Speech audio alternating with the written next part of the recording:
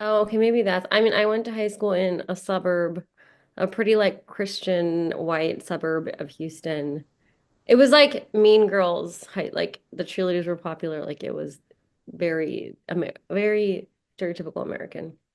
What was your place in the system? Um, I was always like I think similar to how I am now. Like I like dabbles in a little bit of everything. So I was like on the math team, but I was on the dance team, so I had some of the like less nerdy friends, but then I was president of orchestra. So it was like I kind of navigated different worlds, but I will say I was never popular and I was never unpopular.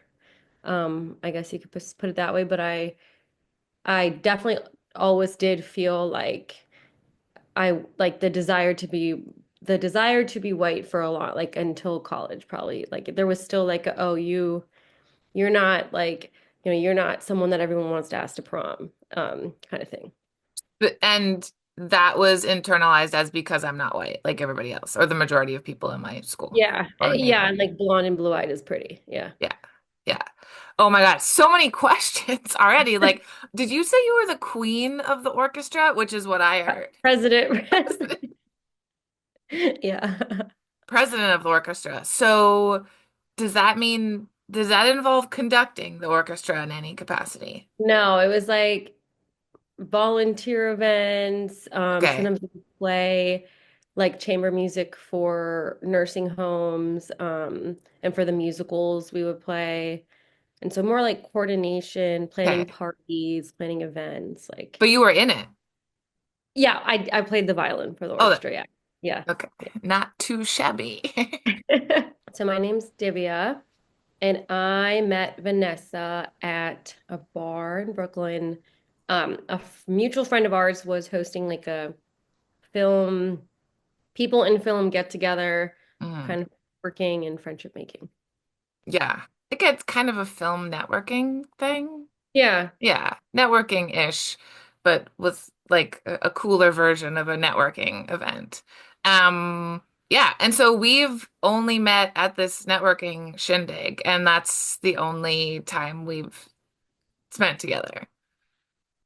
Like what, an hour, maybe And an hour, yeah, like deep conversation, but an hour, deep. yeah. Yeah, we did, and I'm gonna say that the reason we're doing this is because we just met and we just went there and this seemed like it would be something that would like make sense for us.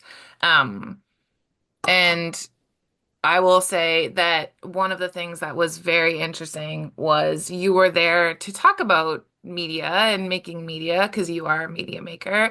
But then when I asked you what you did or sort of like, yeah, you presented yourself and you were like, oh yeah, I'm also the director of the early childhood center at like a psychiatric center. So I was just like, oh, you have a rad job that I guess in my mind's a cooler than everyone that was surrounding me. So that really struck me and then we carried on talking and it just really seemed you struck me as someone who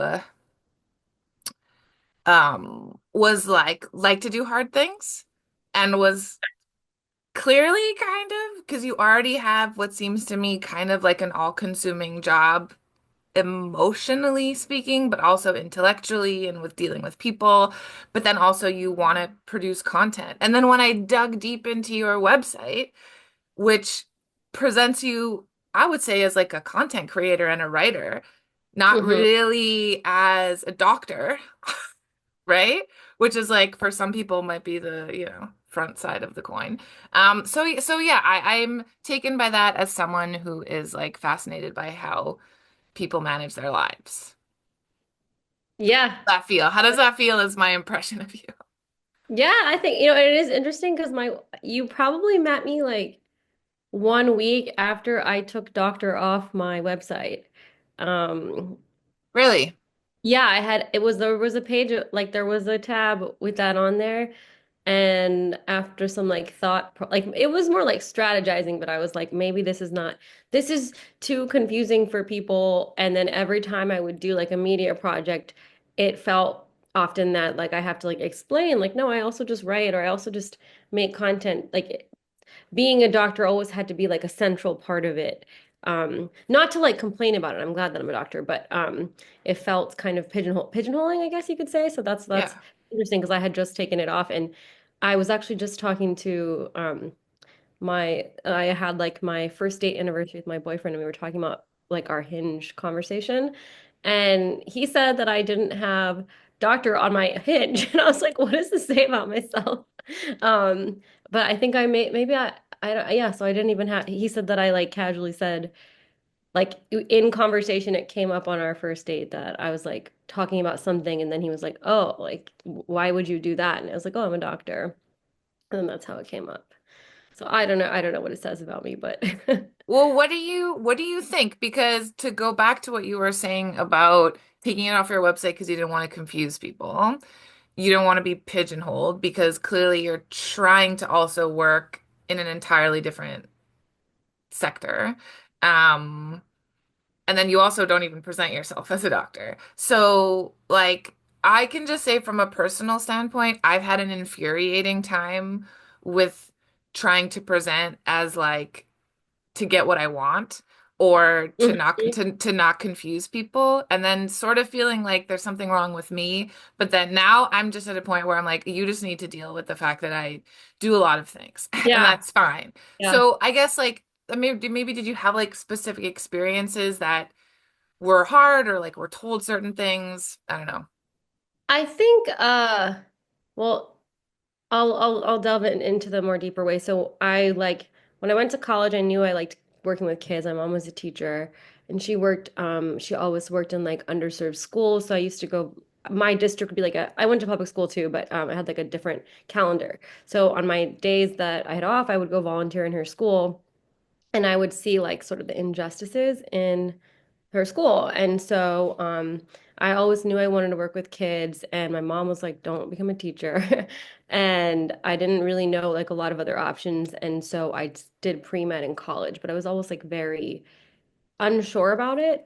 Mm, Then I, but I was all, and I was always like interested in creative things. Like I was interested in film, I was interested in writing, I was interested you in did music. And poetry. yeah, and then I wrote a little bit. When moved to New York to like pursue more creative things, I wrote a bit for like magazines and news outlets, but like still felt kind of algorithmic. But I still do a little bit of that. But I didn't see like I didn't really know. I liked like I also liked like international relations. Like I liked a lot of different things, and I still to this day think that all of those things are related Mm, and like shouldn't be separated.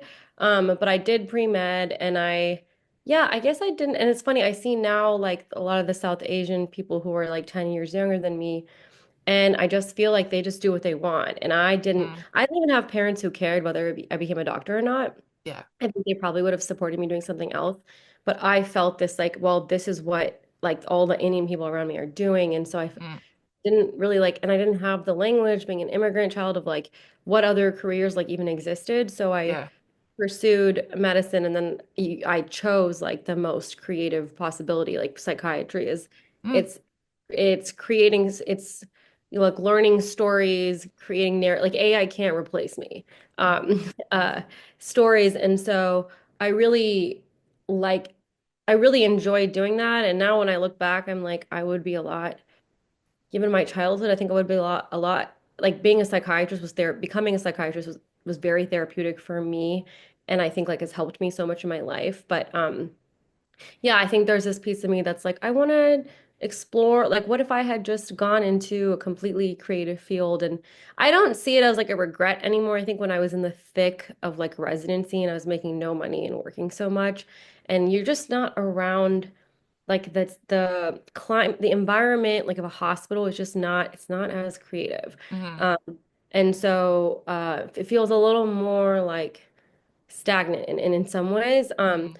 but it is very rewarding. And so then when I moved to New York, I was like, I want to feel that like freedom to just do what I want. And then, yeah, when I was doing creative project, initially I was writing. And even then, like it was like I always had to have like a mental health. Like I reviewed a few like TV like Rami, I believe. And then I May Destroy You. I have a I feeling you saw would that. Yeah. would have loved the show. Yeah. I I, love it. I love that show. yeah, such a good show and the acting and amazing like beautiful show. And it's like it is very much a mental health show, I guess you could say, but like they wanted everything was like, well, if you're going to write about this, you're a therapist, like it has to come from like a mental health frame or a medical frame, and I just like didn't want to do that. Mhm. And then I transitioned into kids media work and even then a lot of times like I ended up switching into some content creation like internally when I worked at Noggin, which is like Nick Jr.'s kids app, but it was still a lot of like for me it's like my knowledge is just like part of who I am when I create something, but I didn't like feeling like I always had to be, the person with this expertise bringing this Yeah. expertise in, rather than it being like just integrated into who I am and what I'm doing. That's why I took it off the website. But then when I meet people, I think when I'm just myself in conversation, it's not a problem. It's more like my resume. Okay, so that makes sense. So in some ways, if someone was to come to your website, especially coming from the creative side of things, then maybe that frame of your like medicine, mental health background was then kind of expected in your creative work. So in Mhm. some ways, kind of like limiting how creative you could be even outside of the mental health profession. Yeah, exactly, exactly. Yeah, And that's interesting. and and it's funny because it doesn't happen on the other side. Yeah, Like I run this clinic now. We have a grant. We do trainings on early childhood for like museums, for schools, and we see patients. And in the medical world, they're just like, oh yeah, like Divya does media stuff. That's cool. But there's not, for some reason, it's not. It doesn't seem to like I don't have to. I don't feel. I feel like that part doesn't pigeonhole me at all, but maybe it's because my full-time thing, my main thing, as people would see it, is the doctor part. Mhm. And I also just feel like, I remember my commencement very clearly. Stephen Colbert did I went to Northwestern, we did our commencement, and he, well, he did joke about how he didn't actually graduate on the day because his like he had a class incomplete or something. So they handed him like a Not non-diploma. surprising. Yeah. Yeah. But he said that like you shouldn't just have one dream. Life is like not about having one dream. And I've always just been, I think ever since I was a child, I have like a FOMO problem too sometimes where like I want to experience like I'm like the world is so big and there's so many like feelings and things and places and experiences you can have. And like I want to experience them. And so for me, I'm always like, why do we pick one thing? Like maybe from like a utilitarian standpoint, it makes sense. Like you pick this job, this is your purpose in society. And but like why can't you just do a bunch of different things? I've always wondered that. Like what I if mean, I want to, become a landscaper tomorrow? I don't know. Like why can't you? And I guess from the academic standpoint, and you've been through this, like something that I found really interesting, because I think, and actually instead of interesting, we'll use the word frustrating, because I think I'm a similar person in that I have a lot of interests, and the part that says like no, you can't pursue these things is entirely from the outside. Like I naturally just want to do things and learn and then put them together and see how that works. Mhm. But what's so interesting about like graduate school and long-term study is disciplinarity. And like I just didn't know. I am an ignorant in many ways. Or just like the way my brain works is very funny, because one of my biggest issues in Like grad naive. naive, yeah. Like I just it's like how do I get to a point and not realize something? But I remember in grad school there were all these things that I wanted to do. And this sort of block was always like, but you can't do that. Like that happens over here. And I was Yeah. like, what? Like, and also, yeah, go ahead. Oh, it just also feels like now I feel a lot more freedom to be like, well, I want to do that. But I feel like I had to like almost build my resume to have to like be accepted to do that thing. Yeah. like now it's a lot easier. Like I don't feel the level of barriers I felt like even 3 years ago because I have like something to show as evidence, which is kind of silly too. Well, that you can, like little building blocks to prove that Yeah, you can then enter. Yeah. I want to go back to what you said about storytelling and creativity and how that relates to psychiatry specifically. As you may have seen, I have a deep obsession with psychology, mental health, and I do come at it from this like deep interest in storytelling, mostly because that's how it has come to make sense for me. Like, not because I read it in a book. I was like, oh, stories. In so many ways, it's just all stories. Um, Mhm. and that is awesome and frustrating and terrifying. And I know you work with early childhood development. It's interesting that your mom did that too. So I don't know, just maybe talk a little bit about the creativity element of it, but then also specifically with working with kids, because I think that's super interesting. Yeah. Well, I think the reason I like to work with kids is because they just like bring a sense of play and wonder into everything. Like I feel like if I'm feeling like not creative, they cannot help like they do notice everything around them and absorb everything around them and they care a lot about what other people think earlier than I think we realize that they do, but they still can't help but like ask a question that we would know you shouldn't ask or make like the most creative things out of set of like because I have very simple toys in my clinic. We don't have like toys with buttons that make lots of sounds and they just make the most creative like the other day like a girl just like made a huge swimming pool and then put like a doll on the swimming pool and then put a bunch of stuffed animals and then told me to like sit with the stuffed animals and she was like we're having a concert. um, like it's like I don't even have to do anything. I just get to participate with whatever they take the lead. um, but I think that part of it is why I like the kids, their own wonder and play and creativity, what that does for me. And they're more malleable than adults. So like 6 months of therapy for a 3-year-old or a Mm. 5-year-old goes is extremely effective for the most part from what I've seen. Then in terms of like the stories, it's interesting. I feel like a lot of psychology and psychiatry initially is quite algorithmic, which is the part where like I get it does feel like a little monotonous. Like Explain that to me. Explain what you mean by that.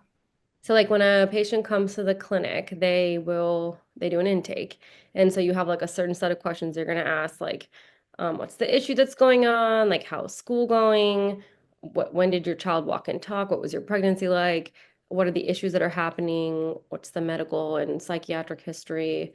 Um, what are all the different symptoms? And then because your goal is like what do they need help with and like how can I integrate everything that they're saying into potentially a diagnosis, unfortunately and for insurance Medicaid reimbursement. And so it's the same thing every time and we get a lot of kids from the same communities, so a lot of times it feels it's like pattern recognition for me. Like I'll be like, okay, this person is having this problem, they had exposure to interpersonal violence or intimate partner violence, they um, crossed the border. It was traumatic. And like they really have a hard time focusing. So this is like the medication they might need. These are this therapist might do, or I might do their therapy. And so you're like putting them into their categories and deciding what's the best plan. I should talk to their school. I should get their IEP. Well, that's their like individual education plan, like help them get the right resources in school. So that's like the part that's just like helping them figure out the plan. But Hmm. then the creative storytelling part happens once you start doing the therapy and you're talking to the parent and then you learn all about the parent's childhood and their history, then you learn about the kid's childhood and their history, and then um, you do this concept basically. If it the psychodynamic part of the therapy is called transference and countertransference. So the patient feels some way towards me, like from whatever that I'm doing in their background. And then I feel some way towards the kid or the parent. And then I have to reflect, like, why am I feeling annoyed by this? Or why do I feel really warmly towards this patient? What is that? What is that? How does that relate to my past and my story? And then eventually over time, you're like learning, like, this is why they might be doing this, and this is why they might be doing that. And you kind of like, yeah, like you create a story. And so that's a lot of times what I end up doing when I've worked on kids shows is like we're creating all these different characters and I'm like, this is how this character could realistically be displayed given like whatever their family's like or whatever their, thing is like. But if you think about like literature or TV or film, like it's all stories that are based off of someone's past, the director or writer's past. Everything is coming together. And it's not psychopathology. Like, it's not a diagnosis, which is the part that I find more boring about my job. But Yeah. it is creating it's like, it's the therapy. It's like creating the story that happened this way and is like shot this way because this is what the psychology is. And so I think it's all psychology, really. I 100% agree with you and I love it. And it's so freeing in a sense because for me at least that implies that stories are a way out. So it's Hmm. like if stories got you here and got us here, and in some ways we're like connected by stories, then that also means that we can find a way out through stories. Um, which is my very, very simplified way of being like, storytelling is good for everybody. And to Hmm. go to therapy so you can figure out your Yeah. own And stories. the iterations are, I mean, there's like actual narrative therapy where you write your story and then you kind of like over time rewrite the story and then realize like in a lot of ways, although I don't always agree with this because society, like you can't control some of the shit that Trump might be doing that might be affecting someone's life. So you can't just like rewrite your whole story, but you are in charge of certain elements of your story. And I think that's one of the empowering elements of therapy and like involving the arts in therapy as well. Mhm. Yeah. Um, with little kids or with younger kids in particular, um, do you do you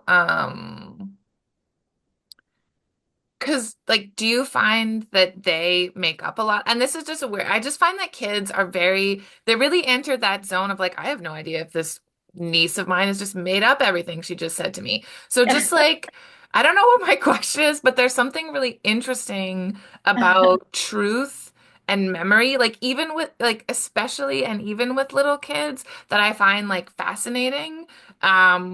Which I guess I was gonna wait till later for this but also kind of reflects an issue that I have with my own memory and just the idea of talking about memories, period, like especially from childhood.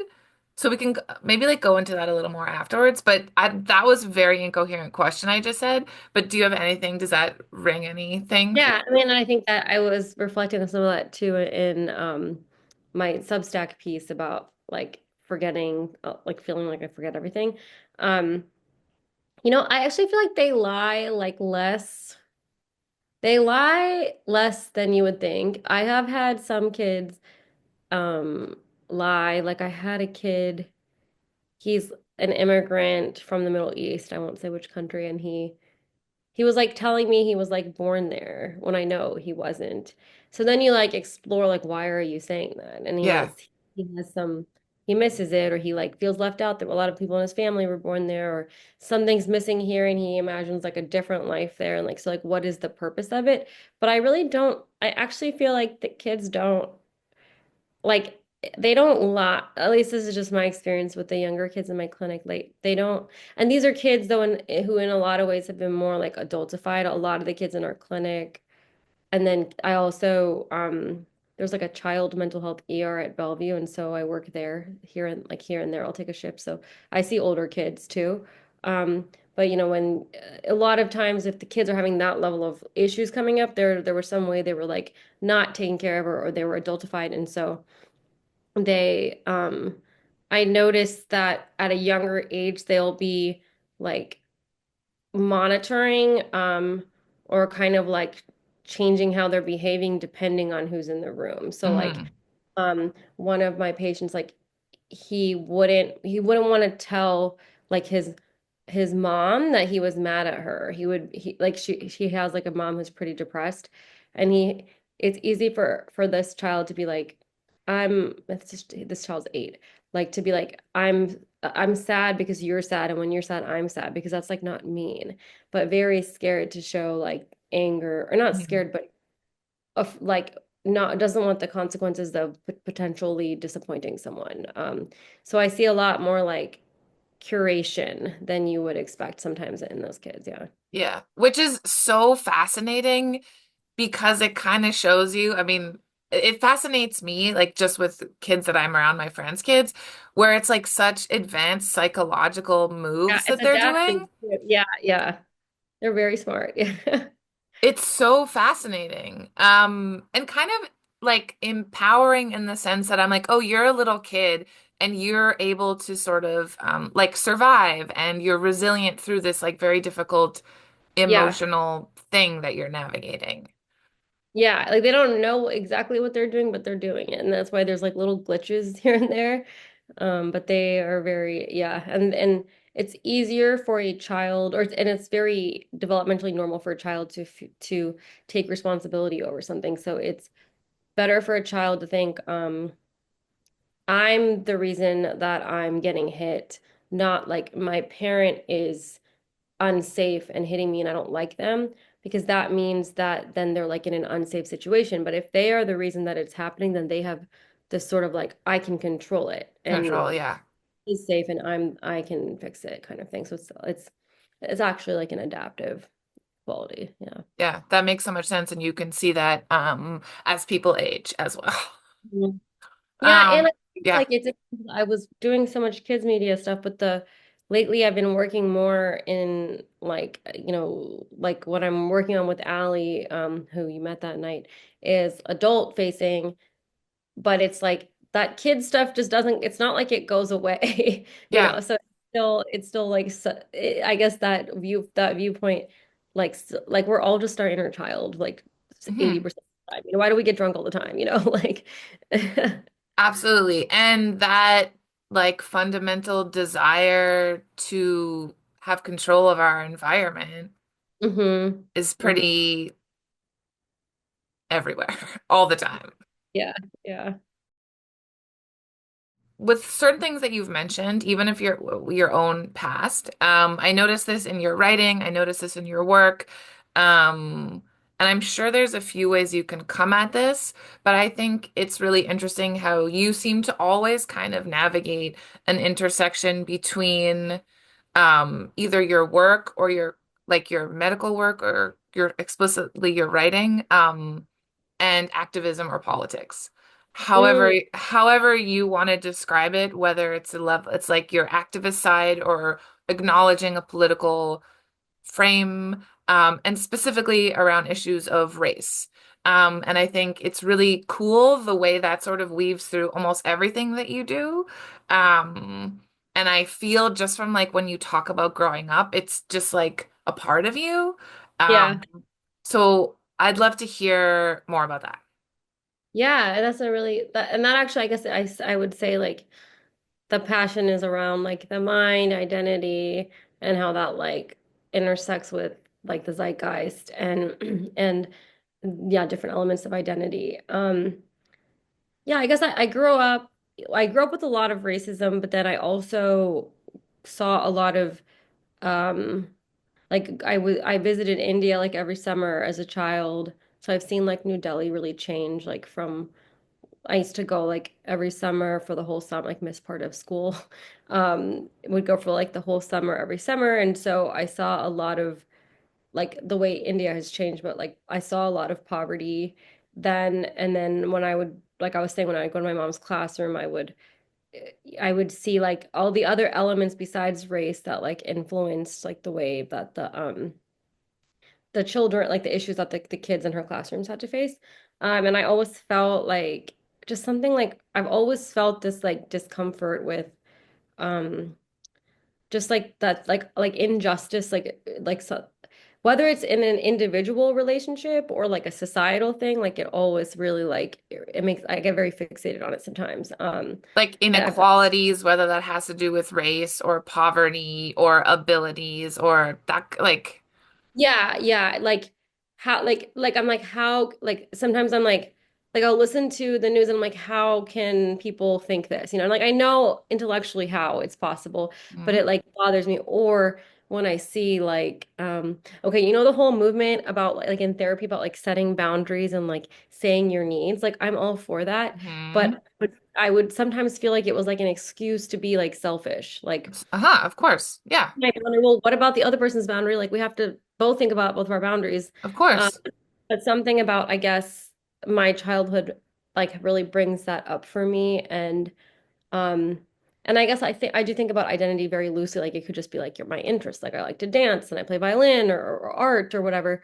But uh yeah, I think it's hard for me to like separate those three things. So then it always and I just don't feel like they're separable. Like it's interesting because I'll come onto a show as like a DEI specialist Yeah. or like a mental health specialist, but I'm like, how is this like they're the same thing?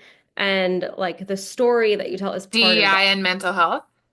Yeah, like they're Hmm. related. Yeah, they're not that Can you talk separate. about how they're related? Because I'm sure a lot of people don't think so.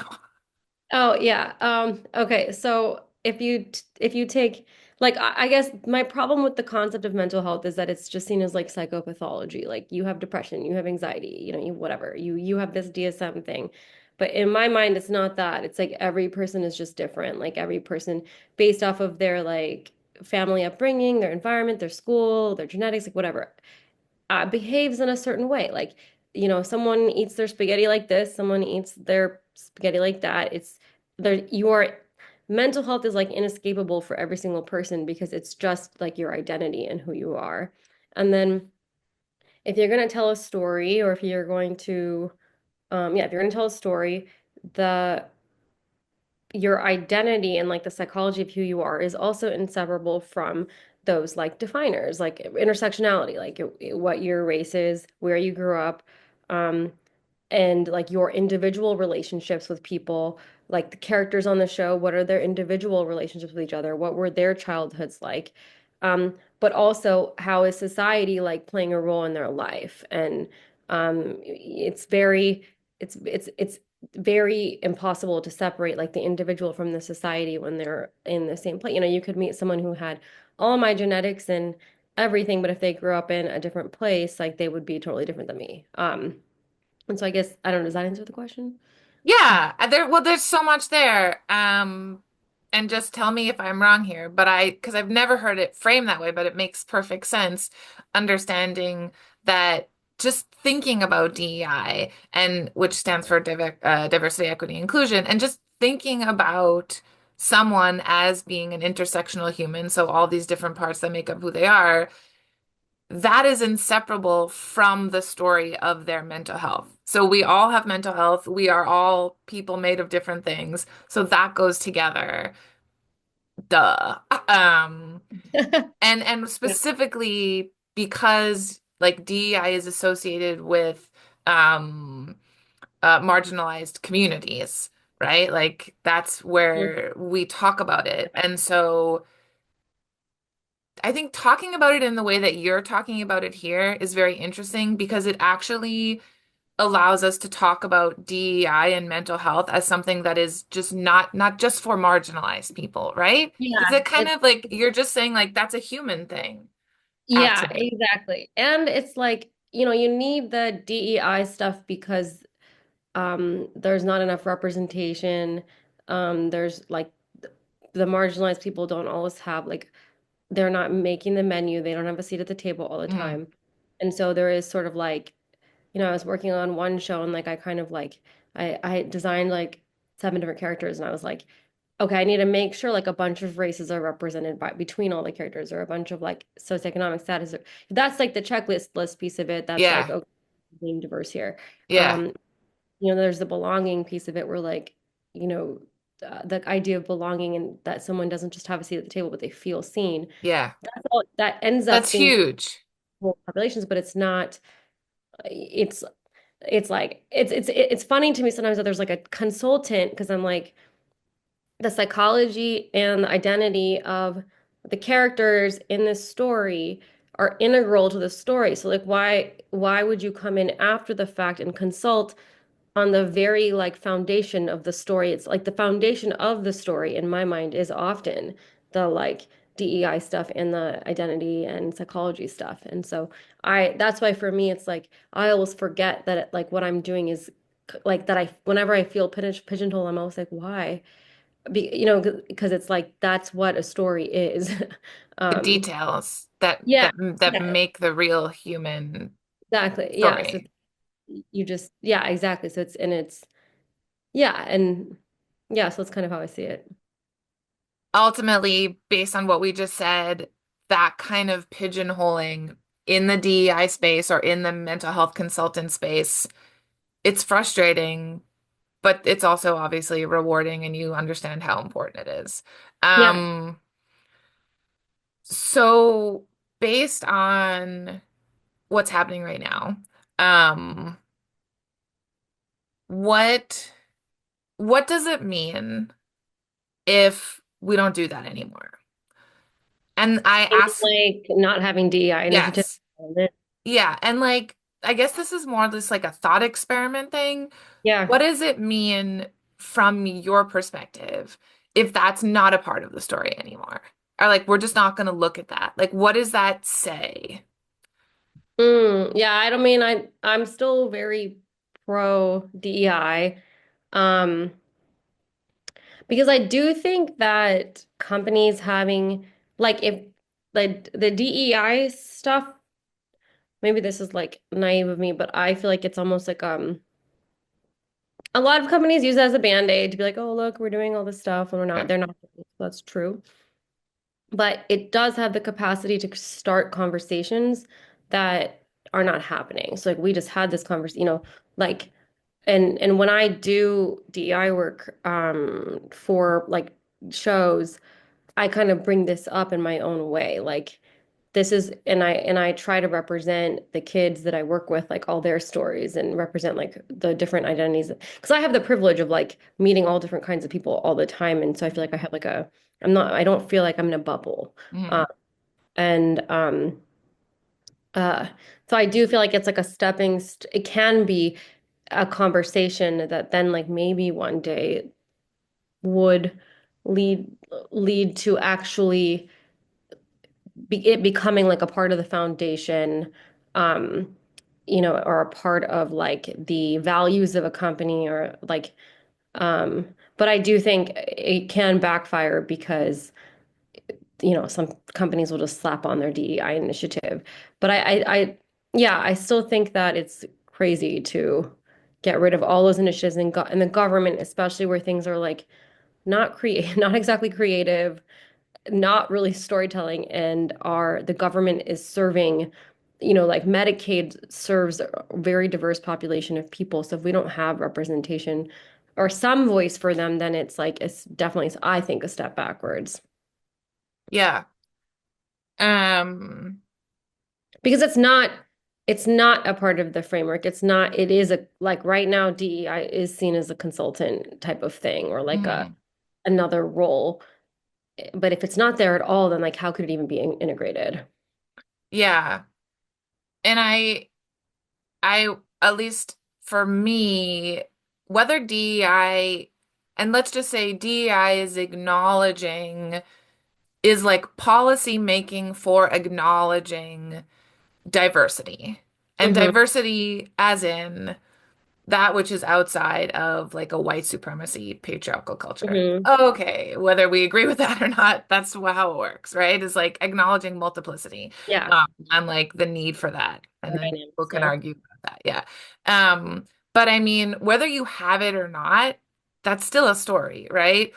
A Yeah. company or a government with or without DEI, it's just different stories, right? And I think it's Mhm. really interesting what you were saying about um of course, there's like good and bad ways of using it within companies, right? And like such a spectrum of how it's integrated, right? And like yeah, just so many ways that it can be used in a wrong or just not the most effective fashion. But it's interesting the way that you talk about it as like a start, right? And that's how it can take roots in a company. And in the same way as it would then take roots in a nation or in a culture overall, right? And how you govern and how you tell like bigger stories about your population. Um, so without it, that's also like a pretty strong story. Um, but I think that's also a story about mental health. Like it, because like before you put them together, and now just if you say, well, we're not going to look at this and we're going to actually like demonize it, I feel like in some ways it's also saying, well, we're not going to look at the full spectrum of who we are as people, and we're not going to Yeah. really like, and from like a psychological perspective, it's wonky. I guess I would say it's like you're getting like you're putting more blinders on like the human. Yeah, I agree. And it's interesting. I just think that the like when you take any like workplace interaction, like in any field, it doesn't have to be like film or therapy like we've been talking about. It could be, I don't know, anything where people are interacting with each other, or even you're just interacting with yourself, like what's really happening, that's why I find psychology interesting because like what's at the content is not always what's happening. It's actually like the dynamics that are happening, like that is defines everything. So I feel like having an understanding of people, of identity is going to be useful and like foundational and integral to like everything that exists. So that's why like that's how I feel like my knowledge is useful in these other fields. Not because I'm like a mental health specialist, but like a understander, I guess. I don't know. Being able to kind of read the room and represent, I guess. An understander of the human dynamics that are like shaping Yeah, not that I what's like going always on. understand. Like I have, Yeah. I can, I have my issues. I don't always like follow the advice that I give to others, but I do think I can. You when you can kind of get a sense of like what's the root, like what is authentically, like what is actually going on here, like it's nice to experience the world in that deeper like non surface level way, like it can be a little, I can definitely like intellectualize sometimes and then make it like interesting intellectually, but to really like feel what's going on and to help others feel what's going on like is going to empower, sorry, it's like feel like a bird just ran into my window, like Fine. to help them, yeah, to for it to play a role in either their interactions in the workplace or like whatever products, like whatever they're making. If they're making quilts or if they, whatever they're doing. I don't know what my friend is making. I'm taking a sewing class, so I'm about going to take one, so I was just thinking about that. Yeah. To get a little bit back to sort of how you came to this like wide spectrum of work, I think another thing besides this sort of political element, or just like when I say political or activist, I think I just mean a real care for the societal realities of your work, whether that's the writing that you do or the mental health work that you do. And another component of that, which I'm not sure is important to you or that you think about, but is just like the value of care and like being somebody that cares. And I think about this a lot. Um, and so I guess like a base question is, do you think you have values? But also like, do you think that one of your values is to care? And how does that kind of play into things for you? Yeah, I mean it's interesting the whole question of like is anything ever really like altruistic? Like, am I do think I have growing up here, I have like a really individualistic element of myself, but then I also feel very collectivist in some ways. And so, or like, it's like I want to do whatever I want. I want to be creative, but then, like when I'm in a room of like doctors, I'm like, this is just like so sciencey, like stop. But then sometimes when I'm with like a lot of artists, I'm like, no, like we need to think practically here. Like if we're gonna create a solution, what are the tasks from the meeting? So I can kind of like where like I feel like I kind of tread both worlds a little bit, like I'm somewhere in between. But sometimes I feel like with that collectivist viewpoint, it's just very simple for me. It's like we just have like a duty. And so like caring is important, but caring is like not enough. Like if you have to think about what's actually going to be effective or like what's actually going to work. And most people have really good intentions, but most people don't have like the privilege of having the education to know like what's effective or to like navigate all this research to figure out like what's the best strategy. And it goes back to the same solution to me though. Like I feel like the most growth that I've had or the most interesting ways that I've given back have just kind of like come together along the way. Like I'll have an interest like Daniel's hangout. He was like, I know you're doing some film stuff, just like come to this. And then now I'm like involved in a project. Like you just before I used to get like really anxious that I had to like figure out the exact route of like how to do something. Um, Hmm. and now I kind of feel like the more I like explore what I want to explore or try out something new that I want to try, and then I meet someone and then I learn something and then I gain more like integration of different types of identities or different types of lives or skill sets. Yeah. And that helps me to like make my care um, more applicable to people and more like refined or accurate of like how it should be or something. So I think that's like where it kind of comes in for me. And why I feel like actually the more different worlds that you expose yourself to, like the more like there's an argument to having a skill set for sure and having the thing that like you can contribute. But I actually feel like bouncing from place to place a little aimless, like what might seem like, what are you doing, Divya? Like, why are you now like, doing this? But I actually feel like it's that it's like an adventurousness that brings you to this like the journey is good, but then the destination is like unpredictable and usually is very like caring in some way. Yeah. It's It's just really, yeah. connections. But that's so interesting that was an interesting response. I kind of didn't expect that because I was just, Michael, I was just kind of like, oh, it seems like you really care about people. Seems like there's a there's just an empathetic relationship to the world, whether it's, and that you said that before, right? When you were with, like in your mom's classroom, that was always something Yeah. that you felt for. That's interesting because Um, I'm kind of like a tough love personality, so that's But interesting. but you also come off that way, right? Like you come off Yeah. like you're kind of intimidating. You've like an intimidating, you got it together. Like that is for sure your vibe. But then when I look at your work, like not just working in mental health clinics for kids, right? Like everything you do is really with a care for society and for making things better. But what was fascinating about your answer to me, which is super you, even though I don't really know you very well, but it was very much like an argument for what's so cool about doing these different things is it's you finding different pathways to make your care applicable.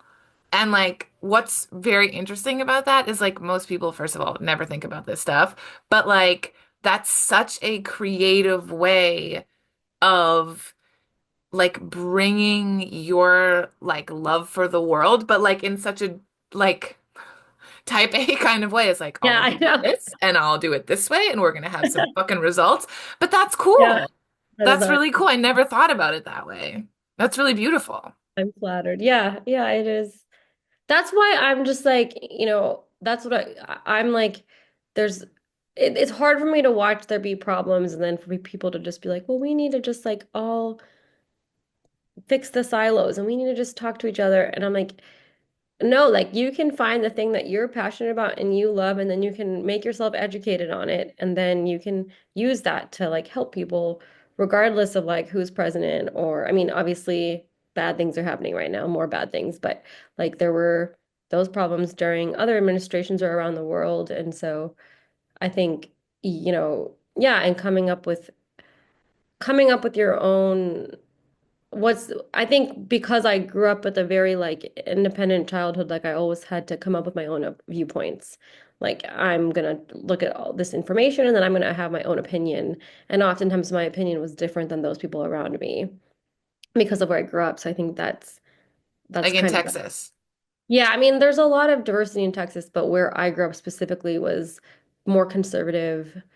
And so like I kind of questioned things and I didn't always say that I was questioning it, but internally I was like, this doesn't really make sense. But I do think that's a big part of like our education system needs to teach kids to question things. Because like my parents also like put me in like things where like I learned to question things, and it's very easy to not to decide to make the choice to not um question things, I think. Yeah. Do you want to say this is good because we're entering towards my final of things because I think this kind of brings us to well, there's a few things about your seasons post that I think is really beautiful and really cool and interesting. But I wrote down people can make a difference. That's something you write in it. People can choose, and then operating under a scarcity mindset as if we can't solve problems. And so I think that that's a really like in those lines that you wrote, I can hear the kind of like little kid that you were talking about earlier who was like, I'm just so like pissed that like it's not fair. Like you look around and you're a little kid and you know that, right? And so you grow up and you actually do make a difference and you make the choices because you know you can make them. Um, so I guess the question or like the line just is like why do you think it's so easy for people? And I mean, as a mental health professional, you probably like, I'm sure there's a lot of reasons, but like, why do you think so? And I think it's actually a very positive viewpoint to think that people can make a difference. Because I know a lot of people who, especially in moments like this, where people feel like overwhelmed and kind of frozen, um, I'm gonna stop rambling and then you can No, take no, us. no. You I end mean, with your thoughts because I wrote another line here, and this I think how you end it. You wrote, I'm not gonna forget that I'm alive. And I think that maybe that's trite, whatever. But I think that in all of this, and this is not even like a political statement, but in some ways it kind of is just remembering like your own aliveness hmm. within a state of like frozenness or whatever is really really beautiful and I just really appreciated that um so yeah say a little bit about that kind of thinking. Yeah, Yeah. I And really I like think that. this like loops back to our conversation about like identity and experiences. And like that last line, I was actually deciding whether to use the word alive because alive would represent the curiosity for just doing different things. And then I was going to use the word agency because I was like, also, I want this to mean like go do something. But then I felt like that was too political. And I think that just represents like that intersection that you were talking about between like identity and like activism and interests and mental health that we were talking about, because that last line could be something you talk about in therapy. It could be like the thesis of a movie. It's not what someone would read and be like, oh, this is a psychiatry. Like that's not, but that also influenced that thought process for me. But I think, oh my gosh, that was like a digression from what I was going to say. I think that, oh, I do feel like sometimes people I can be critical. I can be like, no, like, why are you doing that? Like, I can definitely be like, I can have high expectations. Like, that's Yeah. a pattern that I have. Um, and so and sometimes I think something is simple or easy when it's not. Hmm. Um, but I also feel like sometimes I have this like anxieties, like so like with all the at my clinic, um, a lot of it's interesting. I've watched a lot of like I maybe at some point I'd want to make something about this, but at my clinic we have a lot of undocumented immigrants, and then like all the stuff is happening with Trump, and so I was like, we have to do something about this. Like this is our like the people. But like I don't know what policy. Like all I know is how Yeah. to tell my patients about what their rights are. Like I don't know what policies. It's like what is he doing? But I feel this like pressure that like it's my responsibility to do something because I run this clinic.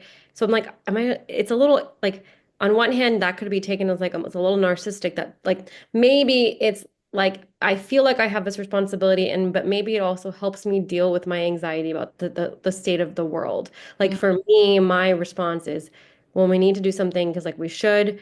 And like that helps me feel less sad. And Yeah. other people's response is like, this is really overwhelming. Like I can't read Yeah. the news. And that makes me angry. I'm like, well, at least you're not the one having to be the news story. Like, if Yeah. it's hard you read it, so that's where my like sometimes I can be a little unempathetic, but um I do feel like that's how I feel. But what I meant in the piece was like what I feel was just the critical way of saying it. But what I meant in the piece was that by experiencing your aliveness, by like exploring and getting to know the world, um, you can have that agency and you can find a way to do something. And like kind of, it was more empowering. It was like, I believe in you, just try. Stop posting everything just on Instagram, And like then Yeah. it's I don't know, who am I to say what, I'm just like this random lady. Like I'm not like, my opinion is not necessarily right. So but that's what it was. That's what it went back to for me. Yeah. I mean, it's also just really, it's a very cool question, and it's kind of a positionality because you write it, right? And as you're saying, like there's so many different ways that like being alive as a way of being could just be interpreted. And you're even critical of your own interpretation of it when you're talking about it. But, it's kind of an interesting prompt to ask people like what it actually means to be alive for them as just like, Yeah. have you Yeah. ever thought about it? Just like, and then, work from there. I think I'm similar to you, so I sort of resonate with the like wanting to do Yeah. impetus You were. pattern, the doer pattern, and also that feeling of like it's not fair. And I guess from my perspective, I just feel sad. And then I don't I my caring comes from feeling bad. It's like so Yeah, it so is does kind of, mine. Yeah. it's like it Yeah. is, and maybe that It's like is. it comes from feeling bad, but it also it's like I feel so angry about like things that are going on, but then I also have this like zeal, like I love like the beauty of the world, and then like they somehow come together and like they're both equally responsible, I guess, for why I want to do something, I guess. Yeah. And it's like, and you are the cool intersection of being like a badass mental health professional and also a media maker, right? And a writer. And like, there's just lots of different ways to inspire in your spectrum of what you do. And that's cool. Sorry. I like that. I think that that's really like there's a lot of ways to care there. So, and to You're do being, shit. you're really feeding my childhood self right now. But I mean, I guess I have a similar childhood self in the like, I'm an overachiever, or like, I guess there's a part of me that also like, and again, this is like a pattern thing too. It's like, I'm not enough if I'm not doing the things either. Like, that's where the critical Mhm, part comes in, mhm. where there's like a deficiency of me if I'm not doing the things. So that's a other story. But I really, it's inspiring to me to see people just like caring in a lot of different ways. I think that's just like really cool. Mhm. So Divya has a Substack where her and her friend write a prompt, write on a specific word each month separately. And the first one was seasons. And you say this thing about how seasons are inherently like they're cyclical. Obviously, we know that, and we just know that they're going to end. And there was, what is it? I don't know. It was like something about, oh yeah, it's a second chance. It was like you always get a second chance, and that happens 4 times a year, right? There's 4 seasons. Um, Yeah. and that's when I don't really know what was clicking in my mind when I read that, but I was like, yes, and that's also a really nice metaphor for like when times are bad, right? Like this too shall pass or whatever, like a feeling is fleeting. And I just really like that. And I think that's important to keep in mind, like for right now and for like places that people are in. So I don't know if you want to say anything about that, but I really liked it.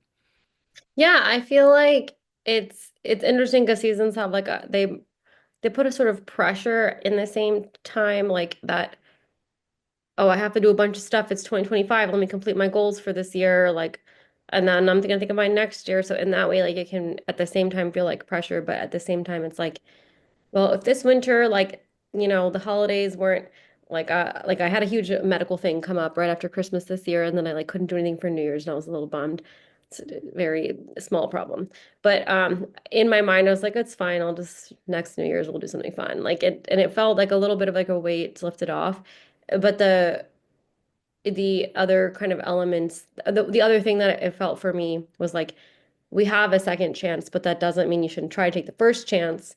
There's So the so it's like, well, we can wait, like, Trump it's 4 years, so we're gonna have another chance after that, but like doesn't mean we just wait for the chance. So it's like, life is just, a dichotomy of you're always like weighing two opposite things and holding it together. Like I feel happy hmm with that at the same time. Like I'm a doctor and I like to work in film. Like you're just holding everything together and like trying to not let it like silo out into a bunch of separate things. You're trying to integrate it all. And so how do you like how do you do that? And I think for me becoming my whole period up until now has helped me to try to integrate all of that stuff together better.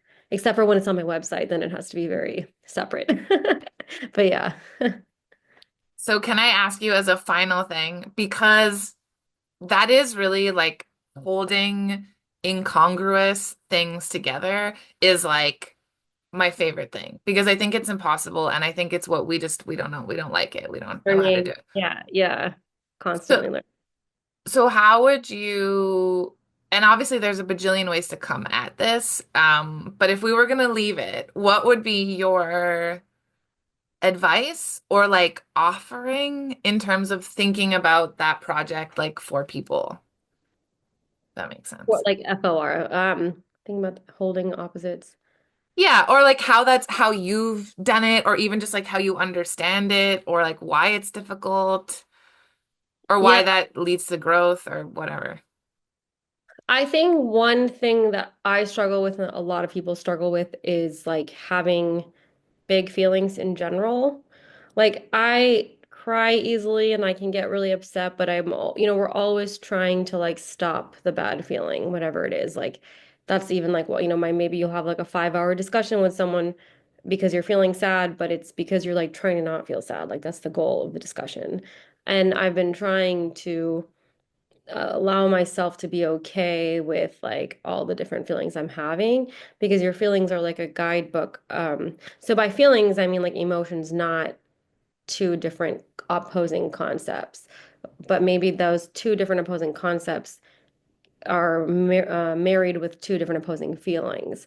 And so if you allow yourself the time and space to feel those different feelings, I feel like what follows that is the ability to accept, I think, like accept that the two opposing things. And then what follows that, I think, is change in behavior, or like inaction turning into action, or maybe too much action, letting you have some inaction. Um, so I think that's what I would say for that. I mean, like, it, it's and yeah, I guess not being afraid to go to difficult places in your mind as well too. Um, this might not be good for the interview, but the like one thing that I think about a lot and why I like writing and storytelling and movies No, is this because is great. This is so, come on. um it's just like a little bit of tangent is that like I have I like there's always an inner dialogue like you were saying when I was like questioning my own like idea earlier, where I think about how I have like the privilege of interacting with so many different types of people because of my job.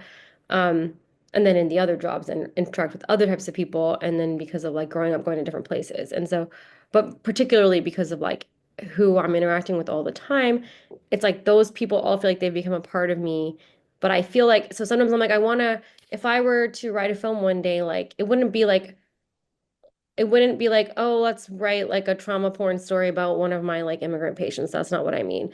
But something about their identity or feeling or whatever is going to show up in the character. But then I Mhm. always feel like, confused about that. Like, is that kind of weird to do that? Maybe it is like a little weird, but it's also really cool. Then I think about it and then I feel what I feel about it. And then eventually I'm like, I will accept it. And you do that for like small opposing thoughts, like I just described, and for really big opposing thoughts, like um, like I love my family and I hate my family and like my family really fucked me over, but also they did these things for me and then you like slowly learn to accept accept that ambivalence that you have. and kind of bring it into the story. Yeah, exactly. Yeah, I mean the stories and just for like the people confuse ambivalence often as like just an mixed as like not strong feel like, oh, do you want to get pizza? I'm ambivalent. Like, sure, I don't care. But actually ambivalence means like I really, really want the pizza and I also really, really don't want the pizza. And that's like what I think makes a story interesting. Yeah. You always teeter and the viewer's always teeter-tottering, because you're like experiencing in what the characters are experiencing Yeah. in relation to yourself. Yeah. Yeah. Yeah. That's beautiful. I saved your thesis actually. Yeah. What'd you say? Reminds me of what you were writing about your thesis. Yeah. Yeah. I mean, that's